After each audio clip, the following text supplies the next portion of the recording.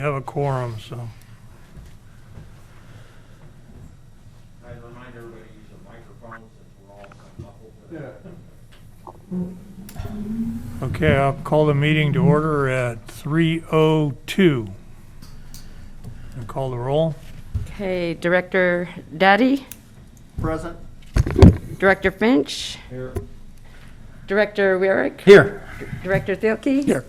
And Chair Hages. Here. Thank you. We have a quorum. Okay, let's do the Pledge of Allegiance. Pledge allegiance To the flag of the United States of America and to the republic for which it stands, one nation, under God, indivisible, with liberty and justice for all.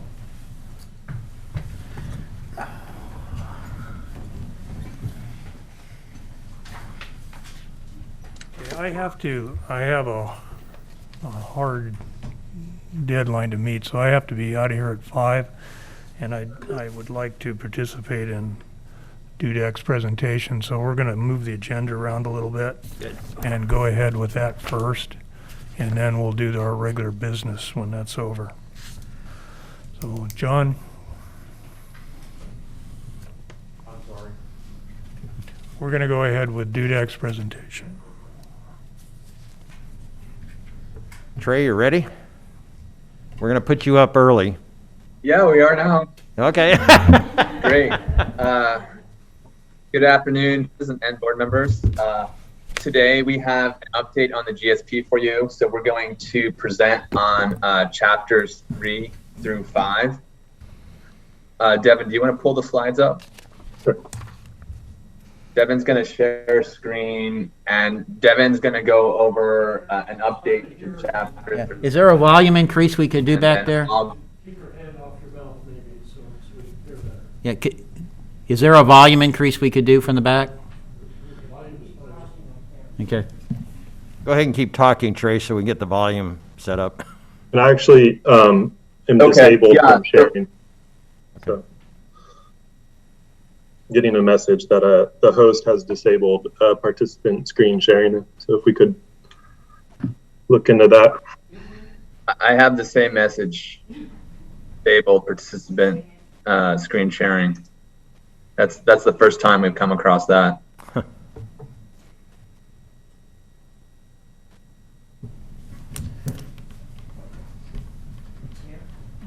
You can share now. Yeah, it's working now. Thank you. Well, as I was saying, we're going to go over chapters 3 and 5 of the groundwater sustainability plan today. Devin's going to take chapter 3, and I will follow up with chapters 4 and 5. So Devin, take it away with chapter 3.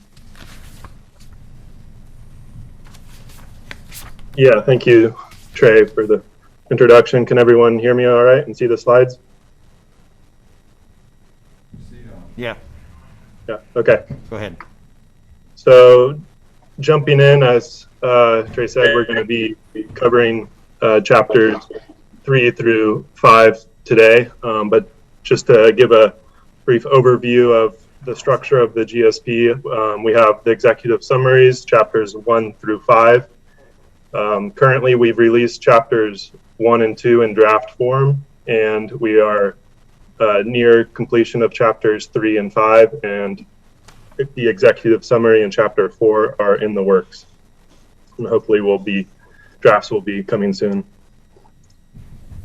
So in previous meetings, we discussed chapter 3 and 4 a bit, but we felt is needed to revisit chapter 3, specifically the minimum thresholds and measurable objectives based on feedback we received at previous meetings. So again, chapter 3 addresses the sustainable management criteria, and really the purpose of chapter 3 is to develop a sustainability goal, define what undesirable results are, and then establish minimum thresholds and measurable objectives for each applicable sustainability indicator. Thank you. What do you have again? So this is a summary table of the sustainability indicators applicable to the Ojai Basin. We have the 6 sustainability indicators in the first column. And of the 6 sustainability indicators, all of them are applicable to the basin, except for seawater intrusion, for obvious reasons. Of the remaining 5 applicable sustainability indicators, really 3 of them we are proposing minimum thresholds and measurable objectives at this time.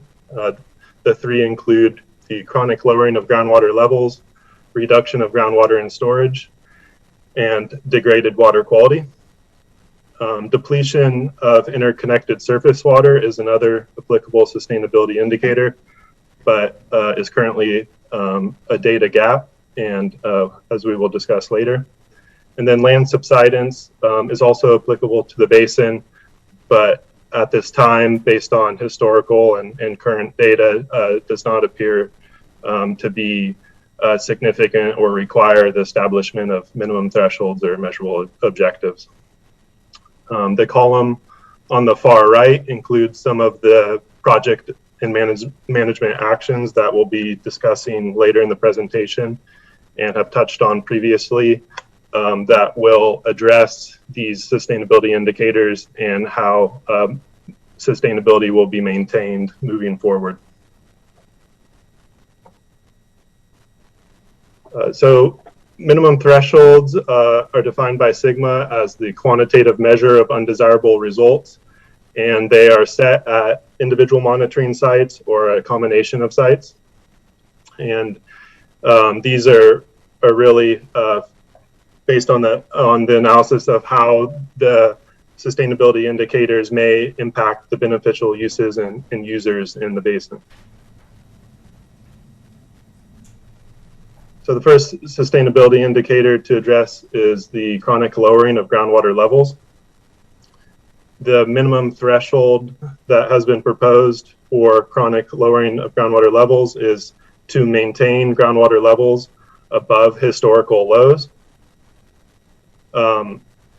This will be accomplished by identifying a network of wells. These are key wells or representative monitoring point wells that will be used to monitor groundwater levels. Many will have pressure transducers or be measured manually. And a network was proposed at a meeting back in June, and we received some feedback about the wells that were included in that network, maybe being shallow and not representative of the principal aquifer conditions. So in the figure on the right, you can see 6 wells. These 6 wells were selected based on existing, the availability of existing long-term water level data and or pressure transducer data. And they're also wells that most of which have been monitored the last few years and are currently monitored by the OBGMA.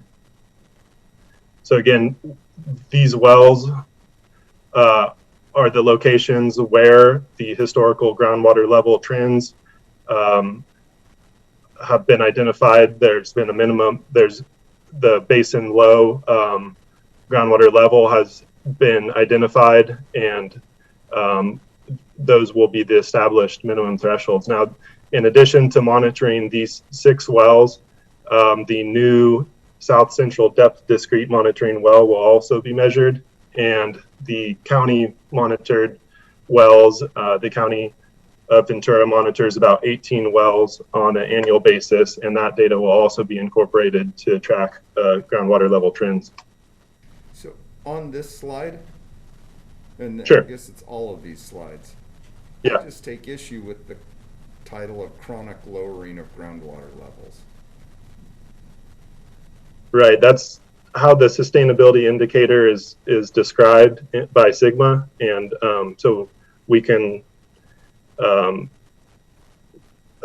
interpret it as just groundwater levels, lowering of groundwater levels. Obviously, chronic does not apply to the Ojai Basin, so we included that just because it's how Sigma defines these Yeah. various sustainability indicators. It brings something to mind, just reading the topic, that,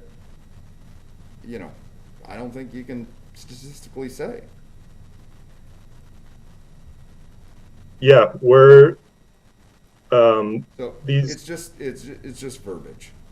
Yeah, A negative connotation. Yeah. right. But I- why set I up a think- negative, why set up a negative perception? Right. I think that's what, we're not saying that occurs, we're saying that's something we have to avoid. Yeah, but that's not how yeah. It just says chronic lowering of groundwater levels. So anyway, I think you can come up with a better heading. Okay. Yeah, we'll consider removing the word chronic, which we have largely done in the GSP text. It's just as we're working through and addressing these sustainability indicators, this is the wording that the state has come up with, and so we're just following how we are going to address these issues. By no means are we saying chronic lowering of groundwater levels is occurring in the basin, and we've described that in previous meetings and have shown that in graphs that the basin is being sustainably managed, and the goal of this GSP is to continue the sustainable management moving forward. How about historical lowering? There you go, Peter, thank you. Historical groundwater levels, yeah. Not even lowering, Yeah. historical Just historical groundwater levels. Right. Exactly. Remember, part of this is to avoid Not lower. chronic lowering too, is the intent of this. Yeah, So but that's defining the minimum threshold. Right. So, yeah, I agree to say historical groundwater levels, and then the next line is defining the minimum threshold. mhm. Okay, thank you. We'll consider that. So moving on, just to give you a visual of the graphical representation of these minimum thresholds for those 6 wells. This is Mutual Well 4, which is one of the wells selected as a representative monitoring point. And the minimum threshold will be that historical low level during the last drought period, or the 2012 to 2016 period. As shown on the graph by the red line will be the historical low. And in describing these minimum thresholds, the minimum threshold is the historical low, and if exceeded for greater than a duration of 1 year, then that's at the point where potential undesirable results could occur. Obviously, many of these wells are active production wells, and so that will have to be taken into account. We are wanting to look at the static levels. So, for example, in this graph, there's that one data point that is quite a bit lower than the minimum threshold. Based on the data available and looking at it, it appears that was likely a pumping or recovering water level, hence the minimum threshold being a bit above that point. But that will need to be, the data will need to be analyzed and considered, which the pressure transducers installed at these locations would be beneficial for that purpose of seeing when the wells are pumping and what is actually representative of more or static basin conditions. A question. I really hate to get into the negative connotations where what we do is we really make an expectation. We really make a statement that then sets the expectation for the results. And so we say could and might. But we have historical information going all the way back. What I would kind of like to see is where it has, if in fact it has, because I'm seeing this chart come back all the time. And so just for me, it says exceeded for a duration of greater than 1 year. we have all these years to look at. Has it, in fact, had a more than 1 year? And what has been the undesirable effect? And has it not recovered? I just hate to go in there with vague language when they're giving it to the people that we need to give it to. You know, what they're going to do is they're going to look and they're going to get the answer that they want rather than the actual factual answer that exists. And I would like to put in the actual factual answer that exists and then put the years in that exist so they don't have to guess. But in this case, it's only happened once. That's what I'm saying. So where is the continuation? And likely a pumping water level and or partial recovery and or interference from other wells in that relatively high intensity, high density well field of Ojai Mutual. Right. So we know historical groundwater levels reached the low during that last period, and undesirable results. Right, and that's why we. And so we're setting these as the minimum thresholds, and these minimum thresholds can be reviewed every 5 years and adjusted potentially depending on whether they're overly protective or are not protective enough. And so really at this point, we don't know what would occur if groundwater levels drop below the lowest that have been observed, because we don't have that information. So for now, these are proposed as the levels at these 6 wells, and the greater network of wells will also be used to monitor basin conditions. And the greater than 1 year is used just because the basin is dynamic, and during the last drought, after multiple dry years, there were some average and wet years, water years, where the basin recovered. And assuming that is going to be the trend moving forward, there'll be extended dry periods followed by some average and wet years. Then these minimum thresholds should be protective of the basin, and undesirable results won't be observed. Evan, quickly, can you just define historical in this context? Obviously, we're seeing a 1970 to 2018, is it? Timeline here. Obviously, we have data dating back nearly a century or more in the basin, and historic lows were deeper than what we saw in 2016. So just to be clear, this is, when we're talking historical here, for the purposes of sustainability management criteria, it's exclusively a relatively limited time set, correct? Yes, it's limited, and as you indicated, the key well that you have used previously, 5L8, does have a more long-term record, and it does, the water level record shows that levels may have been lower in 1951. However, relying on a single well, we felt as far as the approach moving forward is not representative, and it would be more beneficial to use these additional wells, and basing the minimum thresholds on observed levels rather than a correlation between that single well's water level record and these other well records is the best approach at this time. And again, these minimum thresholds and measurable objectives can be revisited every so often during GSP evaluation and reporting. This is Bob Daddy. I've got a question. I just reviewed the 2014 Golden State water extraction. I've got the list. This is about the time Golden State was determined or understood that they knew they were going to be leaving, and they were replacing Mutual Well 6, and they were doing a few other things. I think what we've got is we got a partial picture here, because depending on where the wells went really depends on what Golden State pumps, really depend on what they did or buy from Casitas. So if they decided to do an awful lot of pumping for revenue or whatever they decided to do, I mean, that was a two-source water equation, and we're taking a look at just the one part of the equation.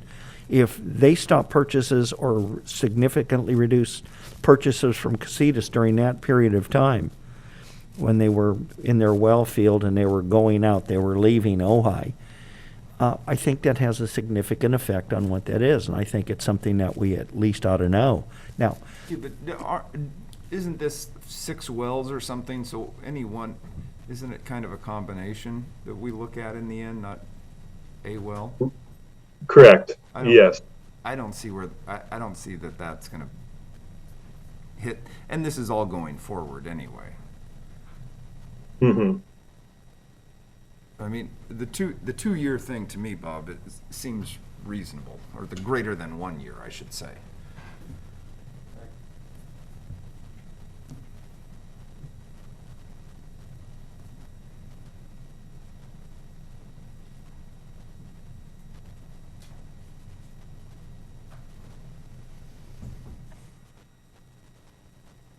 All right, moving along. So in chapter 3, in the GSP, we'll be including a table similar to this with the 6 wells listed, the well use, the depth, the screened, the top of screen and bottom of screen, the elevation of the well, and then the minimum threshold expressed as both a depth to water and an elevation. And again, these 6 wells are the representative monitoring point wells, but additional data will be incorporated and used to track water level trends and basin conditions on a semi-annual basis or at a greater frequency. And then if I can add real quick, Devin, Yeah. thanks for requesting some of those data points from us. We're in the process of digging them up. Okay. And then, of course, adding this South Basin depth discrete monitoring well, of which there are 5 casings in the SASGRIP DDMW and 4 in the South Basin depth discrete monitoring well. So this table will be added to significantly with the data that we'll share shortly. Right. Thank you, Jordan. Yes. We have 2 wells in the table currently, but with that additional data provided by Jordan, then we'll be able to complete the table and finalize chapter 3, which will include additional description of establishment of these minimum thresholds and the management approach moving forward. Kevin, Peter Candy here. I got a question. Sure. How do these minimum thresholds, I understand that you need to define them in sigma terms. How do they correlate to management measures, which I think is a different chapter? But I think it'd help the board to understand, when we're talking about establishing minimum thresholds and basically if we hit groundwater lows for over a year, undesirable results may occur. Okay, so that's a statement, but what does that statement mean in terms of the corresponding management measures? Is that a trigger where an identified management measure then would come into play? Or are these separate, if you understand what my question is?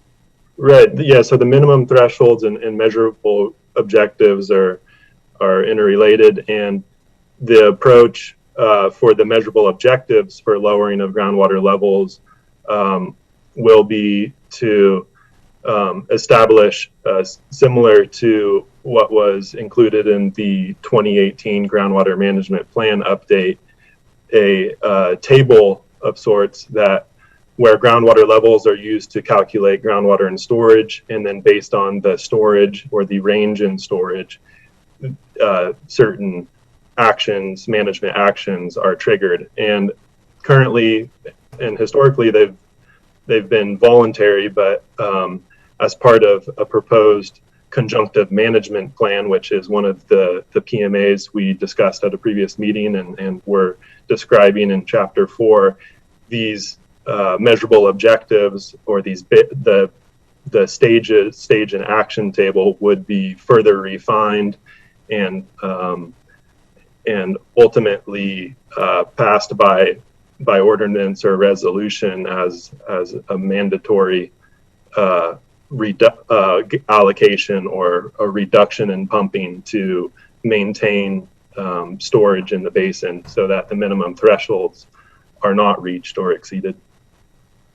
And just for example, Peter, the project and management action for pumping allocations, one of the triggers is exceedance of the groundwater level or groundwater and storage minimum threshold. So we've assigned a cost to develop that, but that may happen have to occur if you reach the minimum threshold. So there absolutely is a nexus of the minimum thresholds with implementing or triggering projects and management act. Got it. And I appreciate that. And so, yeah, I just hope that I'd like the board to be aware of that as we're going through this list of minimum thresholds, keeping in the back of their head that there is a corresponding management action that, supposedly is triggered if we meet this. And I think, understanding what that management action might be would be helpful as we go through this list. And I don't want to upset your presentation or, jump around to a different section of the document, but, to the extent that you might mention that, it'd be helpful, at least for me, to understand a bigger, more well-rounded picture of what we're talking about. Like, what do these actually mean in the real world in terms of what the document says for purposes of management action if one of these minimum thresholds is met? Right. Thank you. Sorry, I don't want to screw you guys up. I appreciate what you're doing. It's a difficult job, but I think that might be helpful if you could keep that in mind. Yeah. Why don't we just keep going, and then when we hit those, we can come back to this if need be. Okay. Yeah, we'll keep the 2018 groundwater management plan in mind and the existing management activities that have occurred in the basin, because really everything we're proposing is a continuation of those with maybe a few tweaks here and there and some additional projects and management action. So nothing that we're proposing should really be surprising or new. So I'm going to continue moving on through the slides here because we got quite a few to get through. So moving away from groundwater levels and now to groundwater and storage, really there's an excess.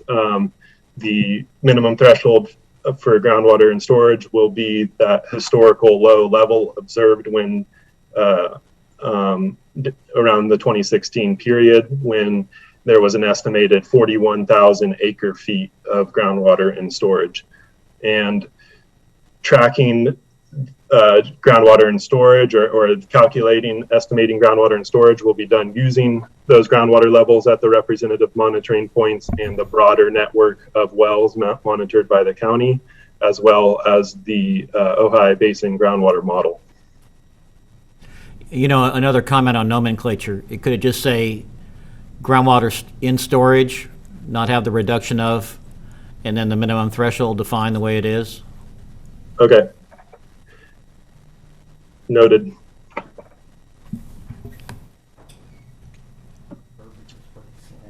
And again here, right? Yeah. Same thing. So for water quality, the minimum threshold really for municipal and domestic wells is to maintain water quality above the maximum contaminant levels as defined in Title 22 of the California Code of Regulations. And for agricultural and industrial wells, water quality should generally be suitable for agricultural and industrial use. So this table shows the primary constituents of concern in the basin, including TDS, sulfate, chloride, boron, nitrate, iron, and manganese. And the values listed in this table are either the primary MCL or the secondary maximum contaminant level, and the upper limits of those. So these would be the minimum thresholds specifically for municipal and domestic potable wells can also be used to as thresholds for other wells in the basin, provided there's a nexus with the with groundwater pumping and the water quality impairment, because we do know that some wells exceed these levels for certain constituents already, but depending on the well use and also the average water quality across the basin needs to be considered when looking at the minimum thresholds. Devin, John Mundy.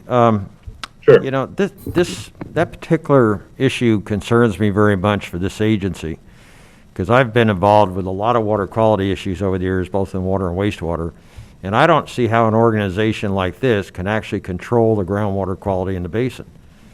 You know, I mean, sometimes that's done through desal, it's done through measures that are enforced on pumpers or agriculture or whatever, but I just don't know how that gets done, and I'm a little concerned that if we're raising it here, then what's it going to look like in management objectives, and what's this agency going to say we're going to put ourselves on the hook for? Yeah, good point. I Yeah, think, John, I concur with that statement. Yeah, I didn't expect an answer today, but it's just a concern that I have. Just wanted to share it. I think I saw in your previous slide a nexus to groundwater pumping. If there's a nexus between degraded water quality and groundwater pumping, you know, that's the minimum threshold. Did I see that correctly? yes, that is correct. So that would be presumably something that the GMA could have control over in terms of dealing with a problem with degraded water quality. If there's a nexus to groundwater pumping, GMA has authority to control groundwater pumping. Anyway, just trying to be helpful. Okay, hi, Bob, Dad. I've got a question on this slide. And again, I kind of take some issue with degraded rather than just water quality, because what we're doing is we're showing the total solid sulfites, boron, and all that stuff. What is the constant, or what is the time frame for this? Is this every year? Is it 2 years? Is it 5 years? So when I take a look at this and I look at TDS, if TDS is a maximum, what is our 5-year average? I would really rather see this graph, this format, with something that shows the maximum and then shows where we are. Because what you're going to do is you're going to go back and forth between two different things, and we're going to see that patchwork on that second one. And again, I don't know whatever time frame. What is the allowable time frame? What are the rules on that? 1 year, 2 year, 5 year, 10 year. And depending on what that time frame is, I'd like to see it on this format below it, and put this is the 5-year average or this is the 10-year average, so people can see how close or how far away we really are. And then again, what I would ask is we're really kind of putting double negatives in here. Well, kind of. Instead of it saying water quality, we've already determined it's degraded water quality without even having the chance to compare on the next graph. So if I don't really see the necessity for that. And then below, what we do is we do it twice again, and we put degraded water quality minimum threshold. I don't know where we need to put degraded in there when we have water quality minimum threshold, and that's what that chart is, and it identifies it. And I think all these words really matter to shape the answer before people take a look at the results. So I'm concerned that language and words count too much, and I would like to see what we can do with that. But again, on the total, on the TDS, if we're over that 1 year, if we're at 1,100 1 year, does that matter? Do we have a time frame? Is it something where when we looked at the degradation of the water for a single year having a low level of water, that was a single year, I got that, and I didn't think that was correct. But I'd like to know which one of these items here, how long we have to exceed it or how quickly we have to remedy it, and then it doesn't show how close we are. And if we're only 400 is the highest chloride we've got in the last 10 years on a 500 scale, there needs to be somewhere for an easy comparison, because these people are you're gonna look through things pretty quickly. So anyhow, that's my thought. Thank you for that feedback. The water quality will be measured across the basin at numerous wells. As far as the time frame, it's the exceedance. A single exceedance at a single well is could be looked at more closely, but it's really as across the basin as a whole. What are the trends, and looking at water quality at various well types and at various depths. So I think there's some additional analysis required if these minimum thresholds are reached, and the purpose of the monitoring network will also be to measure water quality on a semi-annual basis at 7 wells, and then rely on the water quality data collected by both the county and in the municipal wells that is submitted to the State Water Board Division of Drinking Water, which together should provide enough information to really answer some of your questions, which we, in Chapter 2, if you recall, we did provide an analysis, an overview of historical and current water quality conditions in the basin. There are exceedances of constituents at individual wells, but overall the water quality in the basin is below these thresholds and currently of sufficient quality for all of the beneficial uses in the basin. And so I guess what I'm trying to say is this going to be, we're going to look at each one of the 164 wells, and if those that won't meet the quality have got an issue, but the overall basin. I mean, do we have a percentage, or, No, you know, I mean. what he said is it's only about it's the municipal wells plus whatever the county samples. You'll only have whatever 6 or 8 samples. Yeah. And it's just kind of a broad look. Yeah, we're proposing that the OBGMA commits to sampling 7 wells on a semi-annual basis for water quality. Those will be the representative monitoring points. Those wells are considered representative of the principal aquifer and basin conditions, and include several different well types, both just monitoring wells and also production wells. So if there's a need to incorporate and analyze the data collected by the county and the State Water Board, then that information will be included in the annual report or 5-year update. But for the purpose of what the GMA is committing to and will be monitoring regularly will be these representative monitoring point wells, or 7 wells in the basin. One thing that I think we should make clear is the purpose of this plan and the role of the Groundwater Management Agency isn't to solve and regulate every activity on the water basin.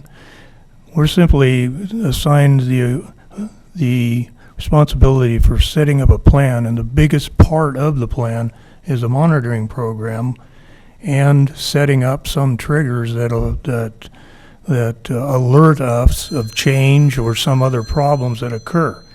I mean, a thing that could cause nitrates to increase would be a proposal to put in 500 units with septic tanks. Now that sounds ridiculous here, but there's other basins where that happens. And that would be something our plan would address. We would say, we would respond to that proposal and say that would be detrimental to the basin, and we would oppose it. So there's things that other agencies have responsibility for that we would provide the information and hopefully the leadership to prevent things from happening that are degraded. I mean, the only thing we can truly do is regulate extractions and maybe recharge. But all of the other issues, I think our biggest role is monitoring and setting up some guidelines so other agencies, other entities have some limitations on what can be done over the basin.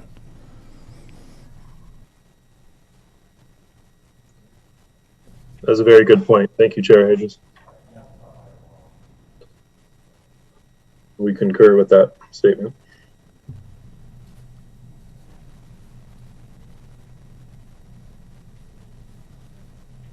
So along those lines, these would be some of the minimum thresholds that are documented in the GSB that would are levels so that various activities, as you described, would be prevented or would be required to ensure that water quality is not degraded by proposed future land uses.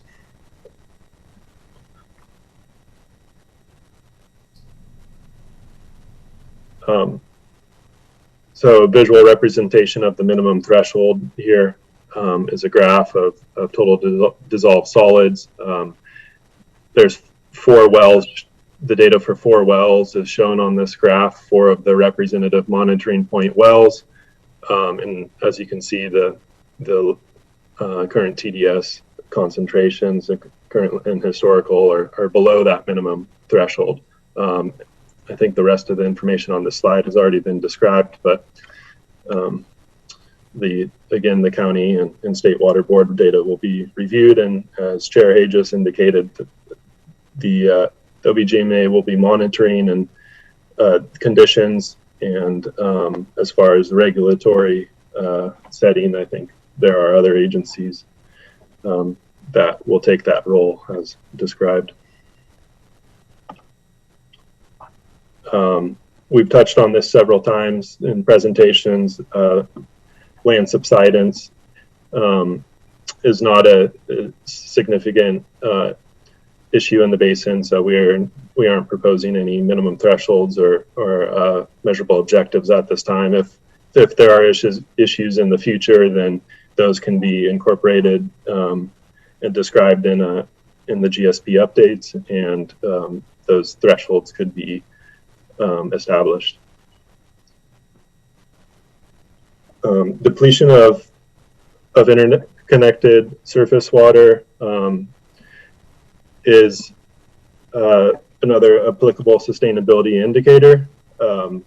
Based on the well drilling in the basin and monitoring that has been done, the existing information indicates that the principal aquifer is separated from the shallow perched aquifer that's in hydraulic connection with surface flows in San Antonio Creek by a pretty extensive and dry clay aquiclude, as Jordan presented in his previous presentation of the lithology at the new South Central depth discrete monitoring well. Yeah, could I step in on it's described as a data gap here. Is it more actually of a data analysis, or an analysis gap, or an actual data gap? I mean, it seems like there's been a lot of data for a lot of years, and I noticed the remedy was a modeling proposal. So it's a distinction maybe without a difference, but is it more of an analysis gap than a data gap? And the need to do some modeling with the data available to date, or are there identified issues of data itself that needs to be augmented? Yeah, we're proposing some additional study and also analysis. So along the analysis lines would be the incorporation of some of the existing and ongoing stream flow and groundwater level monitoring in the model, which it hasn't been represented previously. So it is more of an analysis gap, really, than the data gap. That's all I'm saying. Yeah, as far as we're aware, the existing, the high temporal resolution data that the OBGMA and Jordan has been collecting as far as stream flow and stage on Lower San Antonio and Montgomery Creek. It's been collected since 2017, and then really the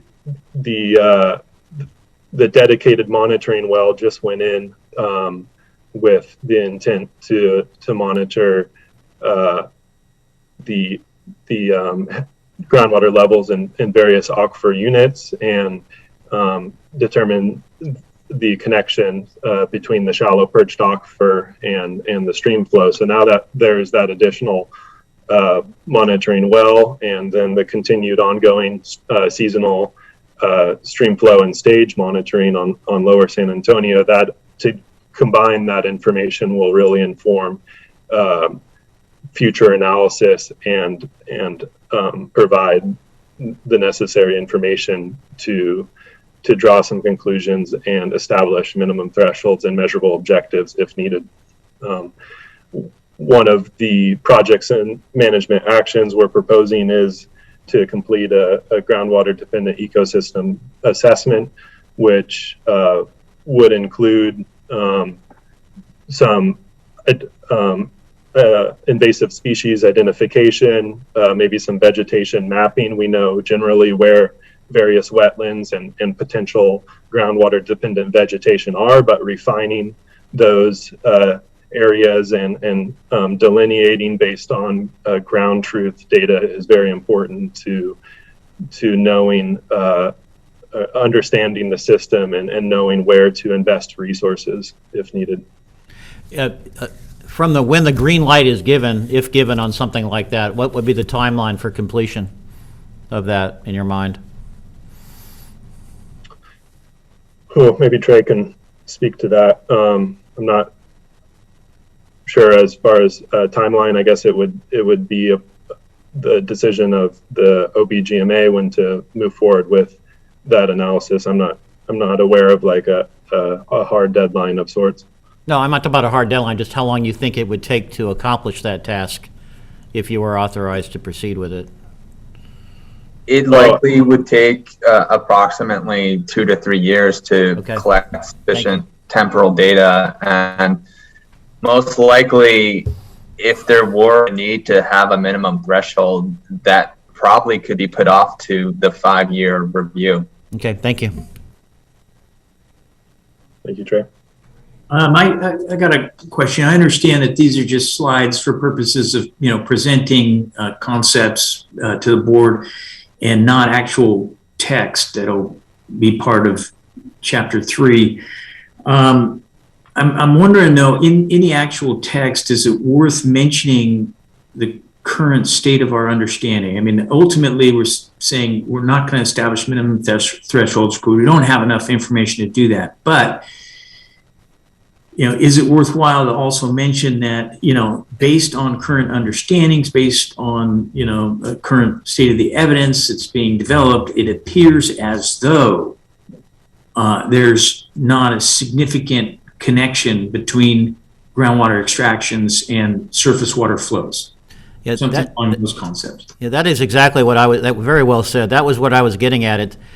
It almost, the way it's presented here is we don't know anything, but actually we do know something. So I appreciate that comment. Yeah, great comment. And we described some of that in chapter 2 as well as this chapter 3. We'll definitely include that current understanding of conditions, and that we do are drawing some conclusions, but that additional data is going to support really establishing the minimum thresholds and measurable objectives if needed moving forward. And then, Devin, I think that was also, part of developing this cross-section for stakeholder outreach, is to really explain that, while there is daylighting of groundwater at the edge of the basin, that we have a unique aquifer, a layer cake geology these dry aquicludes that really segregate the different pumping zones, and that currently it doesn't appear that pumping in those deeper zones is greatly impacting stream flows, unlike other places in the Ventura watershed. So there was something that this is Jim, something that Peter said. So these aren't the actual slides that are in the chapter, these are generalities? Is that, or is this? Yeah, the information is much more thoroughly described in the chapters themselves. These are very snapshot bullet points, essentially communicating that at this point we aren't going to establish minimum thresholds or measurable objectives, but describing the system and the dynamics of it is really left to the GSP text itself and the supporting figures. This is just meant to address minimum thresholds.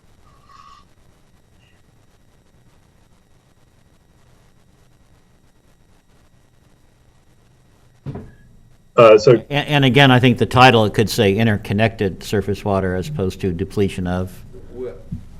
And even the that sentence that talked about, if you go back one,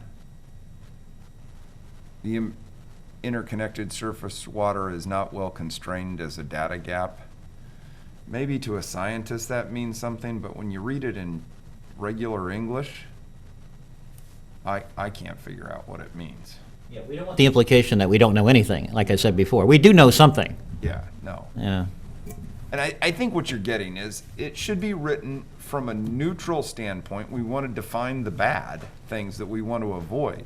But especially in this basin where we don't have things like that's going on in the San Joaquin Valley of continually going down and subsidence, it's legitimate to write it from the neutral standpoint.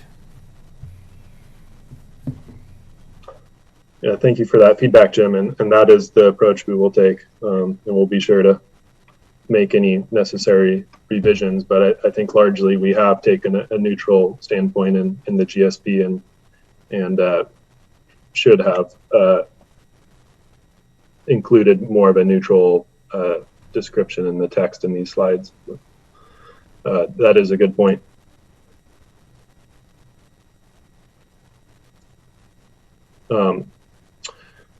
So yeah, thank you all for that feedback, and I'm going to keep moving along. We've got quite a few more slides to go through, so that wraps up minimum thresholds. And moving on to measurable objectives now. So similar to the minimum thresholds, measurable objectives are also quantitative measures of the sustainability goal, set at individual representative monitoring sites or a combination of sites, and are indicative of how basin conditions are progressing. So revisiting lowering of groundwater levels, the primary measurable objective or the more general overall objective is for the groundwater levels to remain above the minimum thresholds at these representative monitoring point wells and across the basin, and for groundwater levels to stabilize and recover after each drought period in the average and wet water years, as we have seen historically occur throughout the available data record. The provisional measurable objectives for groundwater levels and reduction in groundwater and storage are really these storage levels that were originally proposed in the 2018 groundwater management plan, where depending on the stage, various actions are triggered to conserve groundwater resources and ensure that the sustainable yield of the basin is not exceeded and there are no long-term lasting impacts. So groundwater levels will be used to calculate groundwater and storage, and for now these are considered provisional in that development of the conjunctive management plan and ongoing monitoring will inform these various stage levels and whether or not these volumes of groundwater and storage need to be adjusted or the actions that are associated with each.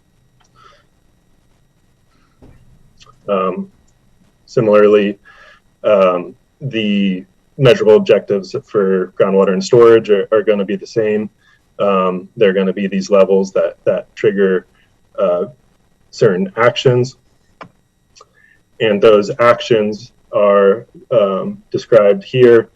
So stage 1, the basin would be over 94% full. And so in that condition, groundwater would be used as the primary supply, and annual extraction in excess of the sustainable yield would be acceptable. In stage 2, groundwater would also be used as the primary supply, but groundwater levels and storage are declining, so pumping extraction would be capped at the sustainable yield for the basin, and groundwater users should prepare for reductions. And then the stage 3, 4, and 5 are observing a 15% reduction in groundwater pumping. So for stage 3, that would be a 15% reduction from stage 2, and annual groundwater extraction would not exceed 3,500 acre-feet a year. The stage 4 action would be an additional 15% reduction, so 30% total reduction. And extraction would be capped at 2,900 acre-feet a year. And lastly, stage 5 would be a total of 45% reduction in groundwater pumping, and annual groundwater extraction would not exceed 2,300 acre-feet a year. Okay, the way, oh, I see how you're reading it. I read it, observe 15% on top of the 15, so. Yeah, so I read it as what would amount to 72% or 28% reduction. It's an additional 15% from the sustainable yield of the basin. It could be written differently to say total of 30 or total of. I think you're better off, because I was interpreting it 15% over the previous stage. Correct. So 85% times 85%, for example. Right. These are the storage and action levels similar to as were proposed in the groundwater management plan, and at this time are being presented as preliminary or provisional measurable objectives, and that they're going to be modified moving forward. So this is where I think this board really comes to play, and to even start to have these discussions, to one of Bob's earlier points, this is where we need to look at how often we've been into these stages. And I'm guessing you have that teed up here? We do not here. I think the next slide goes on to water quality. So if you'd like to discuss that right now. Well, I don't think we can discuss it until you overlay that on a chart that shows, okay, these number of years we were in stage 3, these number of years we were in stage 4, etc. I mean, yeah, so we haven't completed that analysis. That is something that we could potentially do. We know that during the last drought period we were in stage 5, and I think currently the basin is in stage 3, potentially, or 4. I'm not sure what the basin update is, but yeah, with these actions or these stages have definitely, all of them have been observed at different times in the basin. I don't know the exact years that each were observed, or I mean, within each year, as the levels drop, these are actions that could be taken to ensure the minimum thresholds aren't reached. from an ag and from a municipal standpoint, I would think the same is true. Any one, it's got to be a rolling average, whether it's a 2 or a 3 year thing, because in any one year, you've got to have a runway to plan for this or whatever and figure out things. Mhm. And I don't know how these are thought about. Are they thought about instantly? Is the one basin that's adjudicated that I'm involved with, it's a 3 year rolling average, and you can't exceed, and then okay, it's 85% in this year, but it's on a 3 year average, because in any one given year, you're never quite sure. And you can make plans longer term. Long term. yeah. Right, and these would be voluntary pumping reductions at this point in time. And I do want to emphasize the provisional nature of these measurable objectives. We did consider not including any measurable objectives in the GSP, but we had strong concerns that we get a lot of pushback from the Department of Water Resources. So these are provisional, they're voluntary, and we have specific projects and management actions in mind to further study conjunctive use of water, to further study some of these rolling averages, to ultimately derive new measurable objectives. I still think it's got to be at least a 2 year rolling average, and you got to think in terms of that, because it's, yeah. A question on that, and to go back to what Peter said. This is kind of what I was speaking about when I said we went in the 15-16 year and we went down. And so 15-16 year, if we were at stage 5, that's fine. How long did we stay there? What did we pull out in acre feet? And again, the saying that 1 year is I think is just too severe. We've got to have, as we go with the 2 to 3 year, we've got to have time to see what's going on, where we're going to be, what we're going to do, level it out, give expectations that this isn't going to bounce up and down. People need to see that, if we're going to do it this one level, I think the 2 or 3 year allows people to adjust. It allows us to understand and see how fast it fills and see how fast we go up. Now, if we get 50 or 60 inches of rain and all of a sudden, we don't have any issue in a single year, then, maybe it can be shortened. But it would be interesting to see that 15-16 year, what the extraction was from the 41,000 acre feet we had, and what it bounced back up to. Because right now, unless you have it at your fingertips, and John, you may have it, are we extracting it to 4,100 acre feet this year? And what is the reserve at this time? So I can go ahead and look at this chart up here, and I can figure out what makes the most sense. Jordan will give you an update on the basin capacity, but for the last 3 years, I just wrote it down. For the fiscal year 18-19, we pumped 4,607 acre feet. For 19-20, it was 4,430 acre feet. And this year, we don't have this last quarter in. We're already at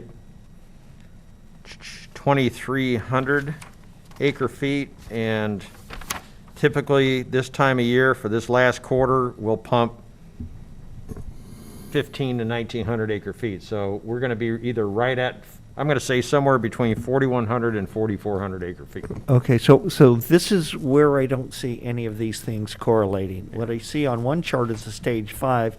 We should be pumping 2,300 acre feet. We're pumping 225% of that. So I don't understand how this is going to begin to start to correlate to actual on the ground pumping. I would kind of like to see these things actually work. And that's where this one, we really need to see it in back tested, because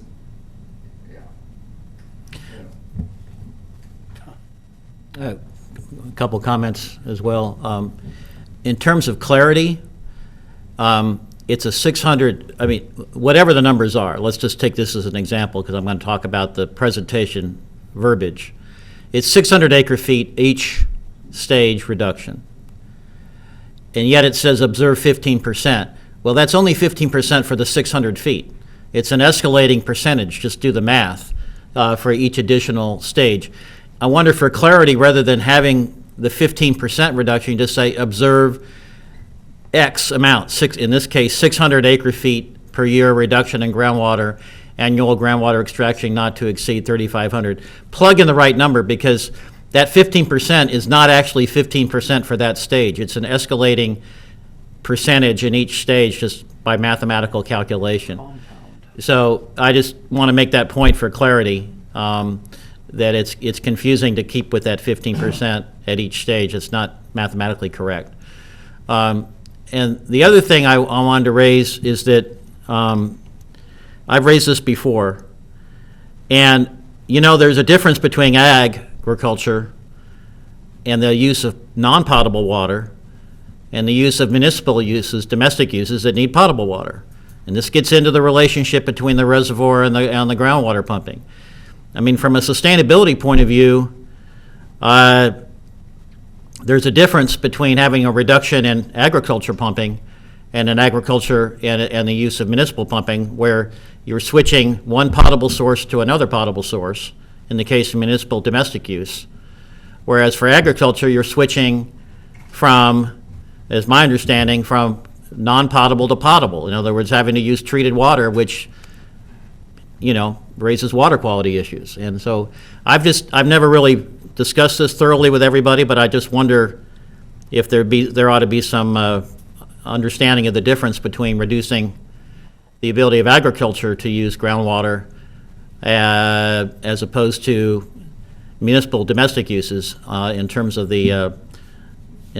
forcing agriculture to have to use, you know, treated water instead of just groundwater. So my understanding is that treated water is not really the best thing to use for agriculture. Is that accurate or not? I would say more not. More not, exactly. So I just, you know, I wonder whether the reduction ought to be more on the domestic use before it gets to agriculture in some sort of schedule. I think at the last meeting, we had a pretty lengthy discussion about this, and the conclusion was we currently have no hard plan in place to reduce pumping. So there isn't going to be anything in this plan that has those reductions in it, because we haven't adopted a policy yet. So, well, that's why this is somewhat misleading, because what we talked about at the last meeting is that we have 5 years to implement additional steps in our plan. And part of those will be a plan on how to reduce pumping during these various stages, if these are stages that we want to adopt as triggers. Another big part of the plan over the next 5 years is, which we started to work on before everything went wrong, is a conjunctive use arrangement with Casitas. Because one of the reasons that we're able to manage the basin the way we are is because we have an alternate source. If we didn't have an alternate source, this would be a whole different game. And the state recognizes that. That's one of the things that was one of the benefits we have here. So, and the fact that we have a backup municipal source is a big deal too, because if we had a municipality relying solely on groundwater, it would be a whole different game. I mean, there would be cuts all over the place. So we haven't done that yet. We haven't agreed on how we're going to manage it.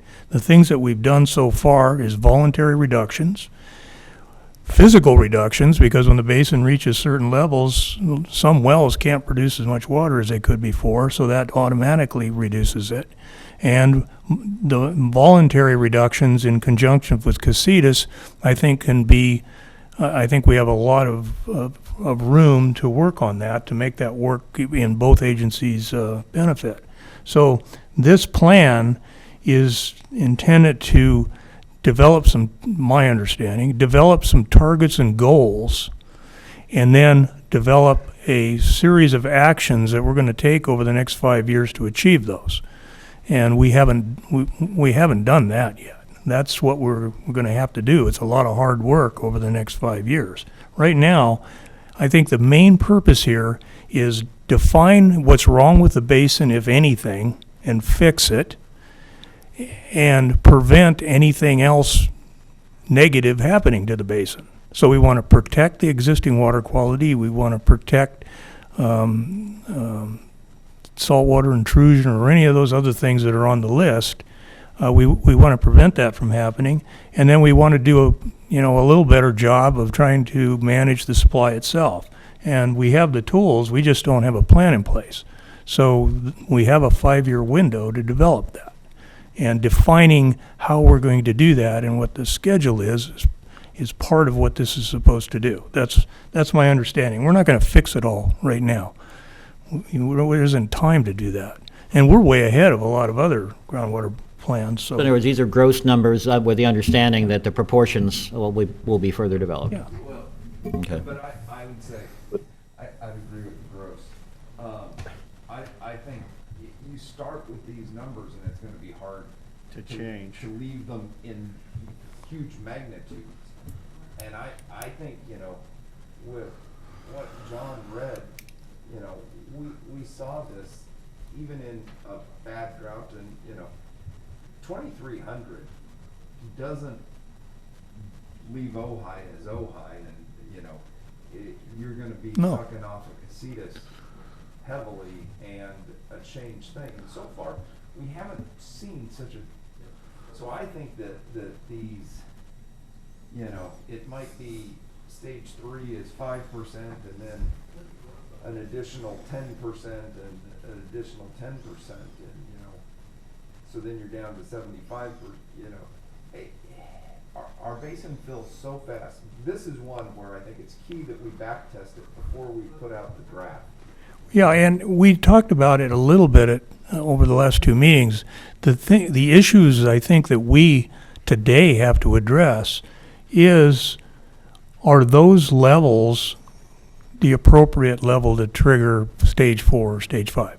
I mean, there's a lot of water still in the basin at those various levels. So, are we comfortable with that being stage, whatever it was, 60% or 70% of storage? Are we comfortable with that being stage 4? I think that's where the back testing will Right. show us what's in the basin in these times. The other question I have is, are we willing to accept the 2016 low point in the basin as the target? I mean, we went a lot lower than that in the 50s. No, I think that's still up for discussion. I'd like to come back with you, and I won't be able to do it this next month because I'm going to be gone, but in our groundwater management plan, we've got a table in there that lists all the water that was produced in the basin since, 1975 or something. And I'd like to go back and run a 3-year rolling average on that. And then we can see where does that land and what kind of average do we have where we exceed the 4,100 acre feet. And it may only be 100 acre feet or 200 acre feet. And I know we had some years, I think 2014 when I first started working with OBGMA, they pumped 5,500 acre feet that year. Okay. So there's been some high years, but recently we've been 4,000 to 4,500. Yeah. So, I think the basin, people in general are just using less water for a lot of different reasons. Well, I think if we could spend some time, we could get through a lot of this stuff that has to be done to fill in the blanks, and concentrate on what we all know is the key issue. What kind of thresholds do we want to set? What type of management actions do we want to see in the future? And agree on those things, and not spend too much time on this other stuff. I mean, if we can get the text, we can read it and comment on the text itself, but have some open and detailed discussion on this issue, because this is our issue. And John, when you take a look at those pumping numbers, could you put a correlation so we can see what yield we had? I mean, did we have 40,000, 60,000, 70,000 acre feet? Because how much we're pumping, and if we don't get to see, what we had during the years we pumped, I just always like to see that relationship between the two. Yeah, I was thinking possibly we could put the basin level in there to correlate, and then, of course, rainfall also, because you're going to have years where the basin's going to fill. And so just pumping alone isn't going to get you there. You got to understand the total dynamic of the basin.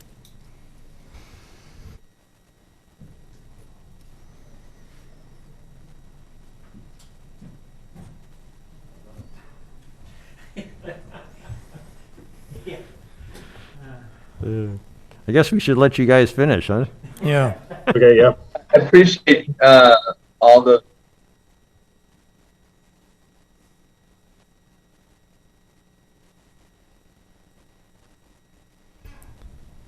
Trey, I think we've lost you.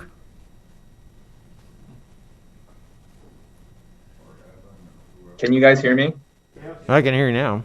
Sorry, I had to turn my video off because of unstable internet, but really appreciate all those comments. I just thought this was really important to put to the board again, just so we can better understand how we want to describe them in the GSP. And I think based on what I'm hearing, it might be best just to describe how the GMA intends to develop this measurable objective in the future, and not necessarily develop numbers, because we have a amount of uncertainty.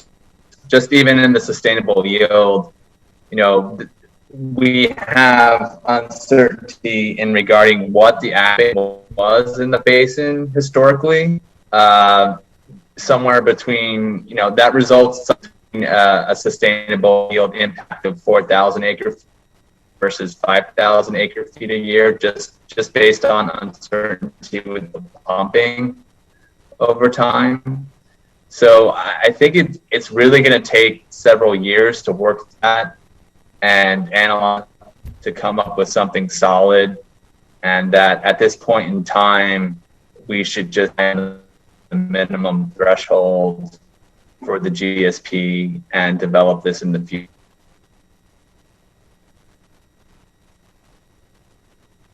Yeah, it'll be one of our management actions.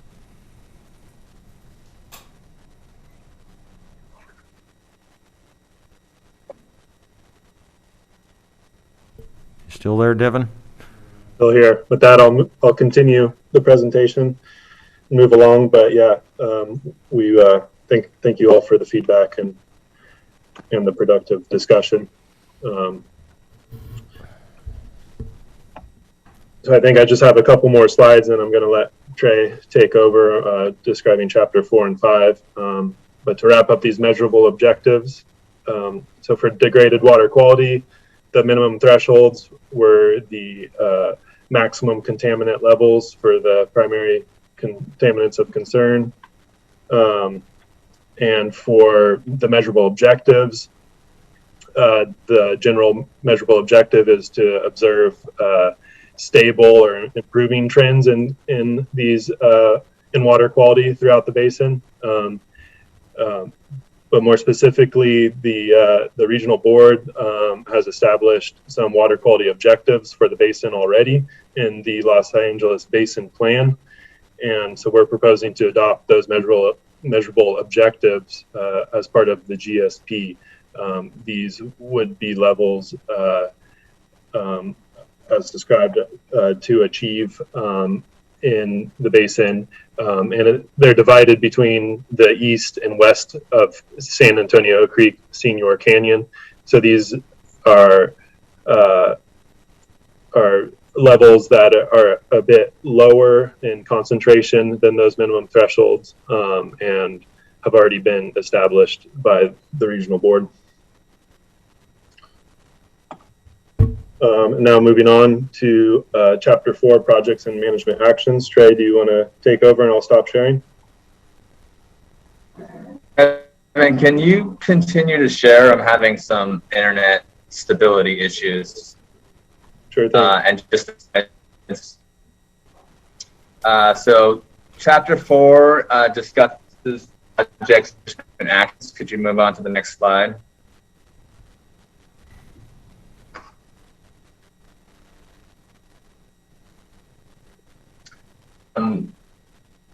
Under the regulations, the GSP needs a description of projects and management to achieve the sustainability goals for the basin, include management actions to respond to changing conditions. This includes measurable objectives that are expected to benefit from the project's management actions, what the implementation of PMAs, and notice and actions to be taken. Next slide. The SIGMA also describe a description of the permitting and regulatory processes, the timetable for implementation and completion, benefits expected to be realized, how projects and management actions will be accomplished, the legal authority, the cost, and the effect to long-term sustainability. Next slide. So this slide describes the 5 management actions that have been included in the GSP previously discussed, which are understand the basin, protect and manage the basin, encourage supporting activities, communicate effectively, and administrate efficiently. And under each one of these management actions are specific projects. So, for instance, we've been talking about exceedance of minimum thresholds and when certain occur.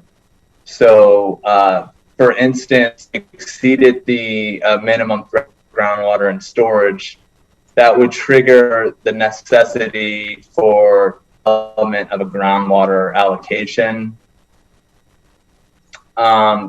This table essentially illustrates how there's each management action in the basin. So for understanding the basin, increasing the technical for protecting and managing the basin, maintain water use for beneficial use, for encourage supporting activity. This will potentially increase water reliability, communicate effectively, continue stewardship and cooperation with agencies, the water affordability, and the cost of implementing the plan. So each action describes how it benefits measurable objectives and how they will help avoid. Additionally, the management actions have criteria that trigger implementation, which we specify in the GSP. So again, for protect and manage the basin, exceedance of minimums. There are also certain projects such as like a salt and nutrient management plan, which would be a regional trigger or a regulatory trigger. It wouldn't necessarily be required without state.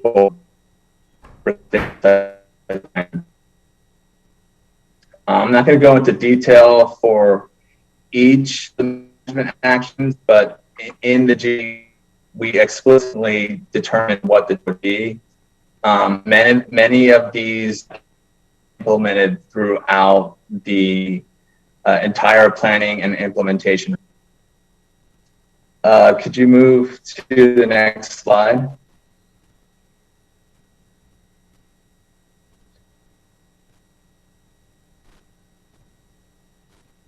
Apologize, I have to say. This is chapter 5. which discusses the GSP implementation. Here, what is required is estimate of cost, a schedule for implementation, annual reporting, and 5-year evaluations. Could you move on? Hopefully you guys can see now the estimate of the implementation cost. So a preliminary budget estimate of the implementation cost through fiscal year 2042 has been prepared on the GMA cost of service analysis.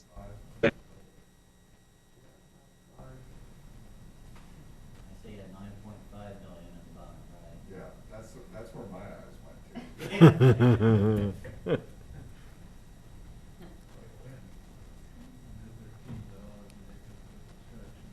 Whoa. It appears we may have lost Trey. I'll see if he rejoins. Otherwise, we can go through these slides and finish the presentation and touch on anything during the next monthly meeting if we need to.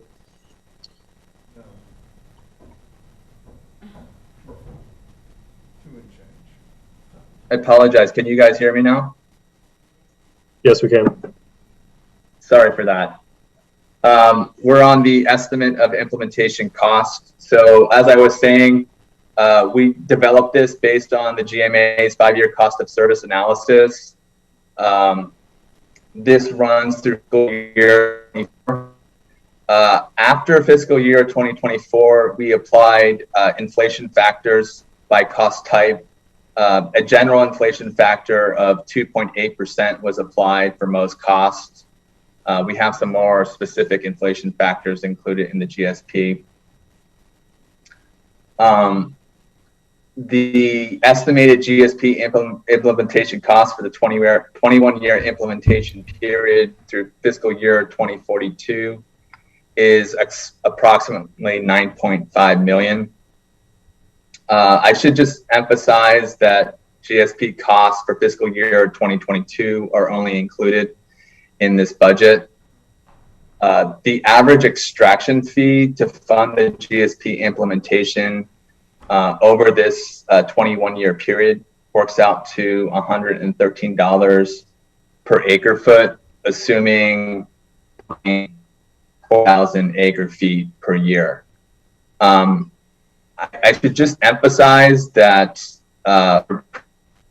projects and management action of talking about and that those may not occur in every given year, but included in this overall cost. Next slide.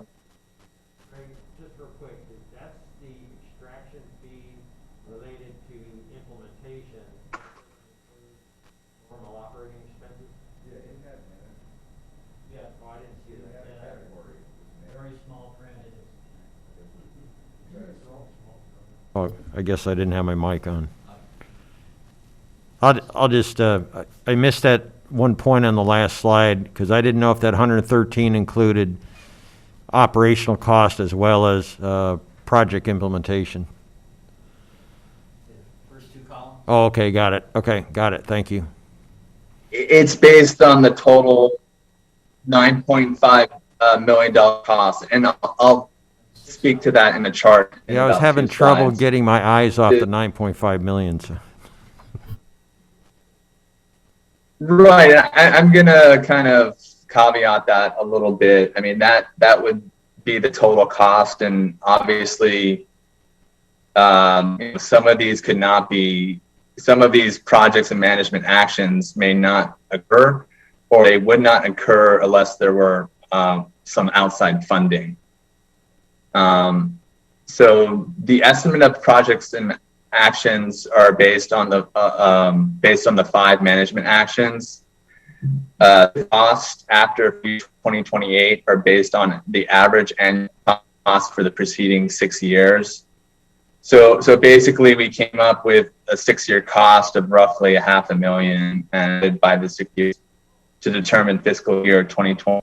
And then thereafter, we applied a general inflation factor of 2.8% to come up with the forward-moving cost. This is because, we're required to come up with a cost for the entire 20-plus year planning horizon.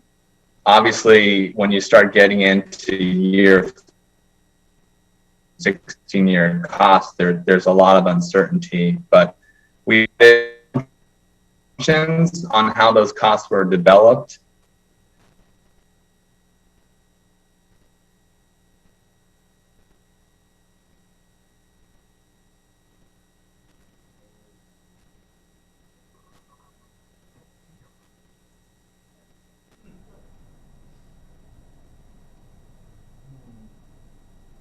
I think we lost you on voice.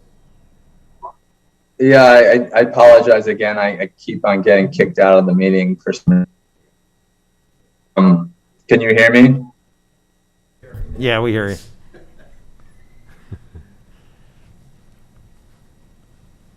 Apologize again. I'm not quite sure where I got kicked out, but each management asks for each one of those some of these are highly likely to occur, like such as developing a sampling and analysis plan and the groundwater dependent ecosystem assessment, but other ones such as like a salt nutrient management plan or developing a conservation program, voluntary pumping reductions may not incur unless required by the triggers that we previously discussed. And many of these may require outside funding to implement. Next slide.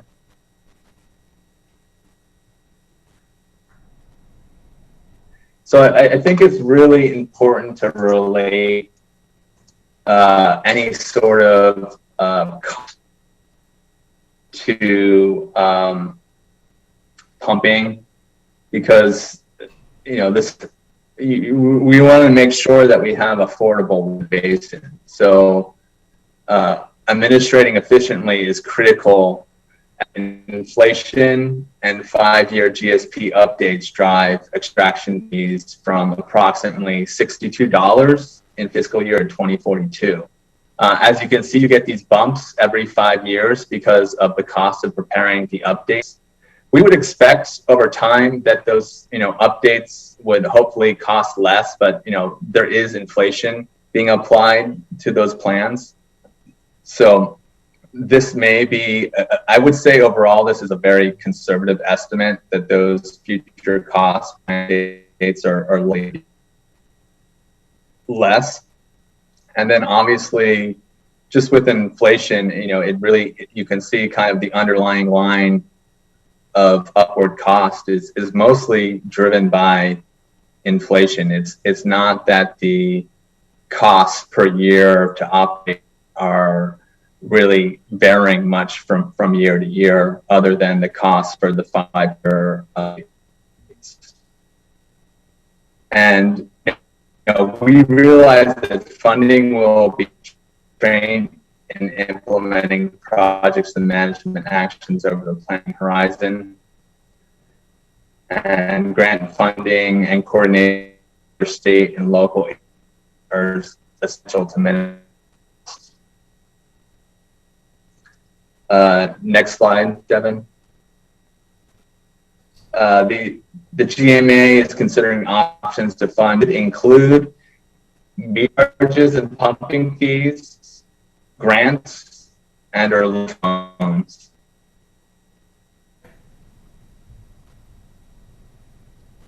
Next slide. And then the GSP will be adopted no later than January 31st, 2022 and some Department of Water Resources for review. The proposed schedule for implementation is GSP evaluation, which is due in 2027. Groundwater conditions monitoring. For the monitoring activities, we provided the frequency, whether it's going to be quarterly for the production monitoring, monthly monitoring, and then there's more of a seasonal monitoring event in the spring and fall for level monitoring, and then the groundwater clearing is proposed to be at a semi-annual with finally stream flow monitoring at a monthly frequency. The next line is the time frame to prepare the GSP annual. Sigma requires evaluation, so that's an 18, almost 2 years to prepare that report. And then throughout the period, the GMA would be considering and implementing projects and management actions. Next slide.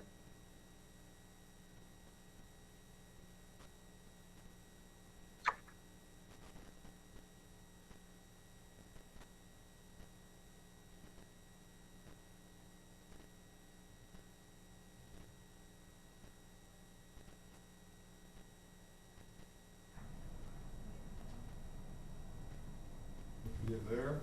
Trey, I think you got kicked out again. No, it's. I think we're better off, I think, getting a better internet connection. Yeah, I think we've had more than, as much as we can. Apologize. I've never More had than this. enough, yeah. And your internet is cutting out, so it's making it more difficult. I would suggest in the future, if we could get hard copies of these slides in advance, because it's very difficult for us to see. Not all of us have Superman vision here, so if we could get those in advance. And the one question I have is, how many chapters are there in total? Hopefully only 5. And when can we expect to get draft hard copies of the text so that we can start to review them?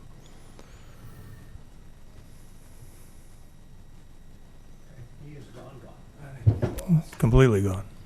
Chair Hages, hear me? Yes. No. Chair Hages, apologize again. The remaining slides really are just a summary of Sigma requirements. We've gotten through the presentation, the bulk of the presentation.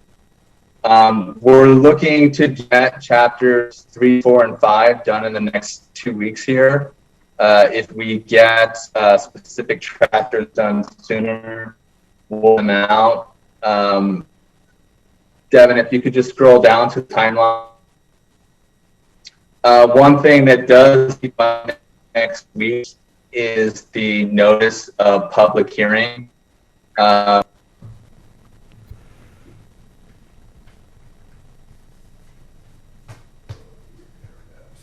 Yeah, Trey, I was going to talk to the board briefly, and maybe this is a good point since you're cutting out. We need to get the notice out, so I was going to try and talk with Roberta for tomorrow if we can get that to the paper, because we want to try and get it in next week's paper about the public hearing. And it would be for December. Typically, we don't hold a meeting in November, and we consolidate with a December meeting early in December. And so that like the second Thursday of December is the 9th.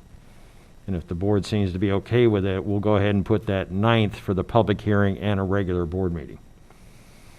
And we'll try and keep the agenda just mostly to the public hearing, but. Okay. We probably should be open to having a meeting in November if we have to. Yes, yes. It would just have to be earlier in the month. Yes. So we'll plan on December 9th, and I think you saw the language, you were included on the email earlier today, so we just need to plug in that date and get it over to the paper. Yeah, Is chapter 5 the last chapter, or is there I another? think so. Yeah, that's the last chapter. Okay, good. So if we get that text that we can review with 2 weeks or so from now, that'll give us time to comment on the various parts of that. So the 30th meeting should be to try to finalize as much of that as we can. Well, I may not be able to provide you much review, because I'm going to be out of the country. Yeah, but we'll have the text. But I'm sure the board will have plenty of comments. Yeah. Yeah, we'll provide both Word and PDF for review, and hopefully the GSP will explain more thoroughly what has been discussed today, and we'll incorporate the comments and recommended revisions too in the next couple weeks. We're just waiting on some additional information to finalize Chapter 3 and working through Chapter 4, describing all of the projects and management actions. So I think with that, the presentation, I'll stop sharing screen and we can move on with the board meeting. Okay, well, thank you. Thank you. Hey guys, real quick, thanks for that presentation. I just want to make sure that I'm sure you got Jordan on your distribution list for the chapters that you're going to publish here, and make sure you got me on that as well, if you can. Certainly. I I believe chapters 1 and 2 were posted on the website, but we can also send them via email to anyone and everyone. Well, okay, that's fine. If you'd prefer, if that's the way you did it, and, just so that we all have notice of when that stuff is posted, then we can, schedule it to go take a look, and so we can come back on the 30th with comments for you. Okay, thank you. Okay, anyone else have any questions on this? Comments? If not, we'll move back to the regular agenda. Jordan, I won't keep you waiting any longer. Do you want to do your update? I can wait. Probably better for me to go in about 10 minutes, and we're moving along. So go ahead with the normal bullet items, and I'll jump in at the appropriate time. Okay. All right, the next item is manager comments. Yeah, I just have a couple real quick. The governor's emergency order is due to expire related to the Brown Act provisions on September 30. So we'll continue to have a Zoom and an open meeting at that meeting. I'm not sure what's going to happen after that date. So if the governor doesn't extend that provision, then we'll be only meeting in the chambers without Zoom. We're not sure who the governor's going to be. That's true. That's true. Good point. And the other thing was, I just wanted to mention, we'll have to look at, the board meetings used to be at 5 o'clock, and we moved them to 3. It's actually been better, at least from coordination with the city, at 3 o'clock. And so just, if the board's got any concern with 3, I'd like to know, but if you're good with it, we'll just stay with it and go from there. Okay. Yeah. Yeah, that- 3's better. Okay, that's all I When they have. go this long. Yeah. Okay. Any comments by the public on items not on the agenda? Okay, hearing none. Next item is consent item, approval of the minutes of June 9th, 24th, and July 29th. And I apologize, we're getting behind and we didn't get them finished, so I'll have to get them to you next meeting, which will mean there'll be 4 sets of minutes at that meeting. And we need to get them to the board as quickly as possible so they can review it. Next is the treasurer's report. Yeah, I don't know if you've looked at these in any detail, but we've had some significant expenses this month, mostly related to the monitoring well that was drilled. Both the driller and Kier have both had significant billings for this work. And then we've had payment to Dudek toward their work on the groundwater sustainability plan. And so the fund balance as of the end of July, we're down to about $60,730. And we're going to just have to really keep an eye on this right now. And the last thing I want to do, I mentioned earlier that the How long to get the grant money in on the well or whatever? well, they've only been doing it quarterly, and the problem is they just sent us something a month ago and gave us like 4 days to get it together. And it was just not enough time, and so. You have to wait 1 quarter? Well, yeah, but what I plan to do is, I've already talked to the bookkeeper and Roberta about this. We're getting, these reports are gonna change a little bit, because some of this stuff wasn't classified properly, and I went through that yesterday when I came up here. And we wanna make sure all those monitoring well grant provisions are classified properly, so, and then when I'm gonna start putting that report together as quickly as possible. And then I'm gonna call the agency that's managing this and see if we can't get that submittal in earlier than waiting for another whole quarter. So that's my plan at this point. Well, the grant was about 189,000 or something. Jordan, you may recall, but there's a local share of about 29,000, and then we were going to get 160,000 or so. But again, that depends on actual cost. So we may not get that whole amount, but right now I think we're probably, the well's been drilled. I know Jordan's put a lot of time in. Maybe 100,000 is what we've spent so far on that project. But I'll have a better idea by the next meeting. And then, if you want to move into that last item, before Jordan gets on, that I put together, I will say I'd like to apologize for the spreadsheet. It was a last-minute thing, and I didn't have all the access to all the accounting information, so it's pretty rough. And so yesterday I talked to the bookkeeper, and I've asked her to let's really do this in more detail and of course, we'll have to give some estimates of what we're going to expend over the next few months. But it just gives you an idea of roughly where I think we could be at as far as our fund balance and expenses for this next quarter. So we should get about 80,000 in normal revenue from the extraction fees this quarter, but that it dribbles in over time. And then, of course, we don't have any grant revenue to speak of at this point. We got grant expenses, but I'll see if I can't get that grant pushed as quickly as possible to get that money in. So just kind of a heads up, but hope by the next meeting, I hope to have these numbers much better solidified. The problem was I was working off these reports you get in your package, and the timing on that information is not always the same between each of the reports, so it's a little skewed. And then we'll need to figure out what we're going to do if it looks like we're going to have a problem. So. Could go negative in about October. Yeah.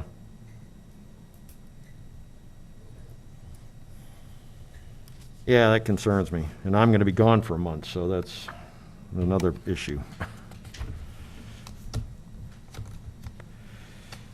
Okay. Jordan, I guess we're done, huh? Other than Jordan? Now we have a motion to accept the treasurer's report. Oh, thank you. So moved. Call the roll.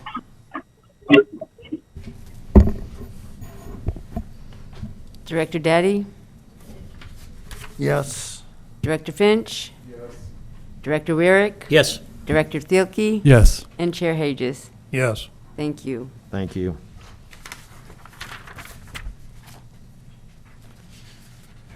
Okay, Jordan. Okay, thank you, Chair Aegis. I'll try to make this quick because I think you have a 10-minute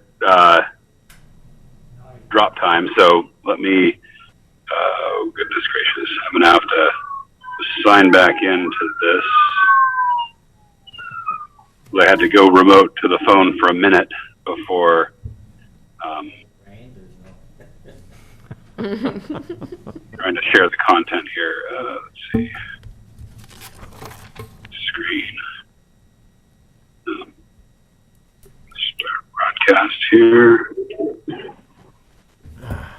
And hopefully this does the trick.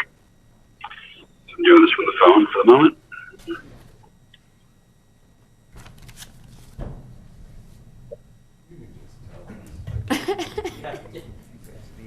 Can you just tell us, Jordan?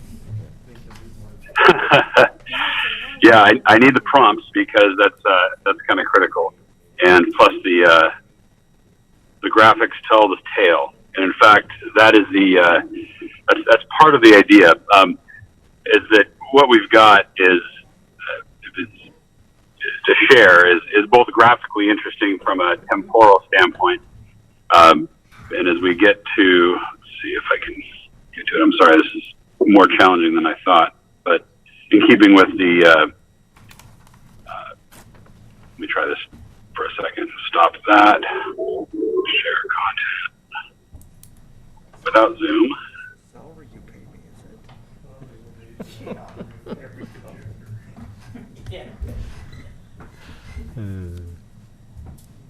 No. Really important.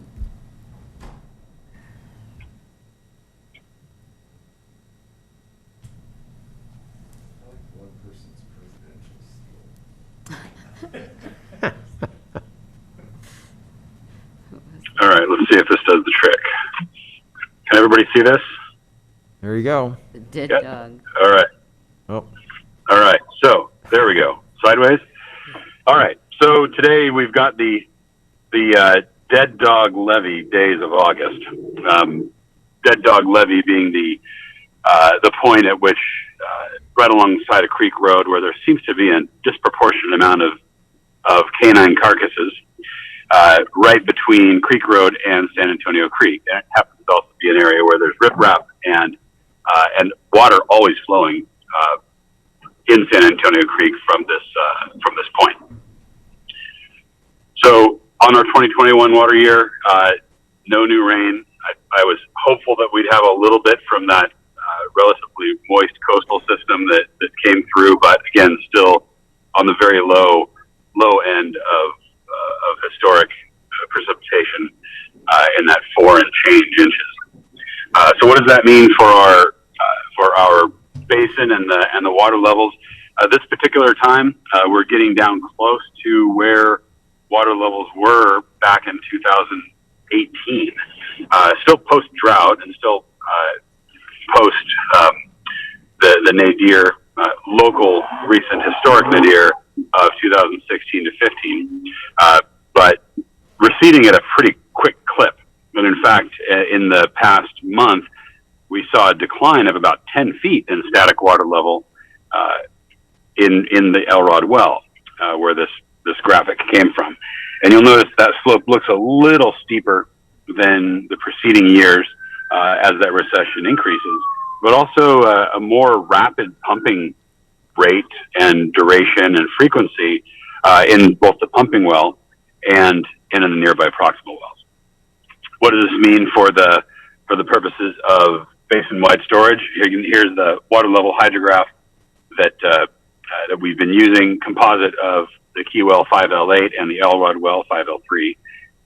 So as we sit here today, or at least this week, had a depth to water of about 175.62 feet in the Elrod Well, calculated into about 65% basin capacity, or 52,000 acre feet.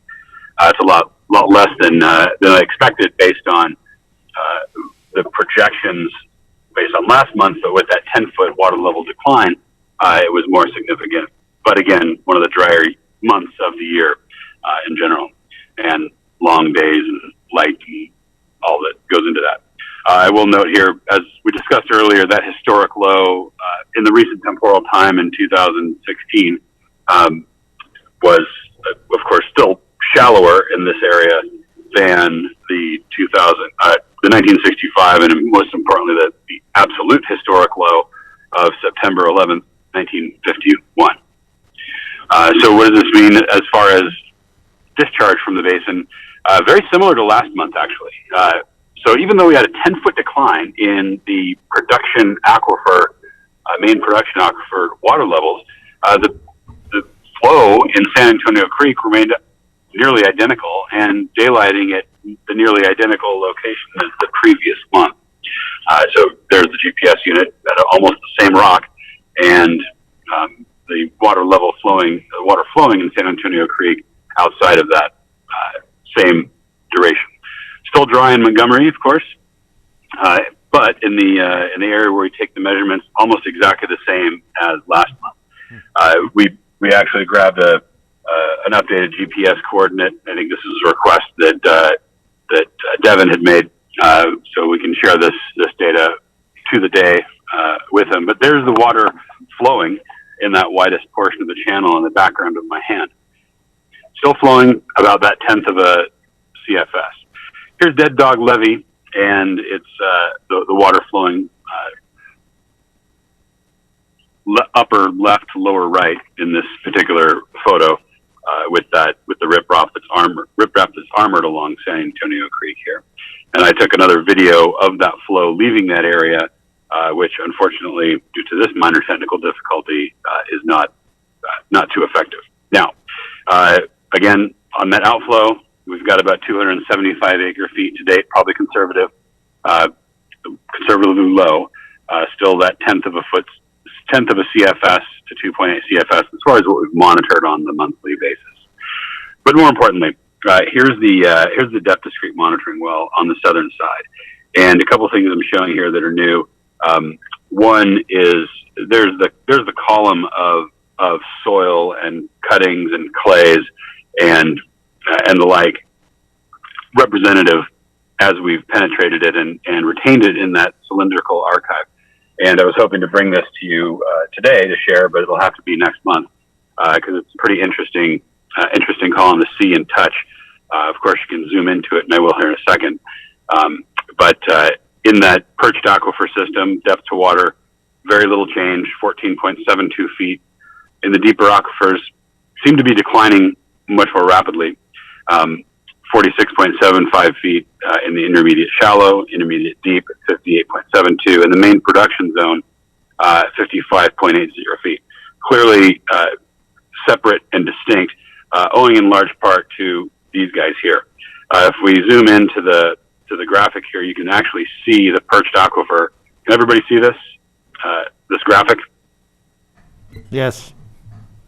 Okay, thank you. So you can see the little pebbles in there that are below the upper portion ground surface is that blackish material. That's the clay right at ground surface. Probably a little bit of a remnant of the wastewater treatment plant in town that was there before. The perched aquifer as it grades downward into that pebble zone. But then immediately under that, right at about 24 feet, we start getting into reducing clays.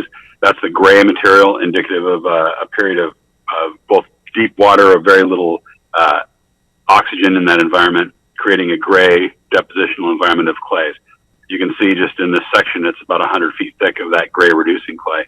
And then we get into a little episode where there was some gravels that made their way into that system. Of course, this is backwards, so the lake system followed the deposition of the gravels. But that's where our 135 to 165 foot zone is. I go down deeper, and we're noticing there's a lot of clay still, but it's a reddish, brownish material, indicating some degree of oxidation. So it's really that thick, deep, lacustrine or reducing gray clay that is the perching aquifer, and it's the sorry about that. It's 5, Richard. Going back here, sorry. It's that gray clay that is the perching layer for the perched aquifer.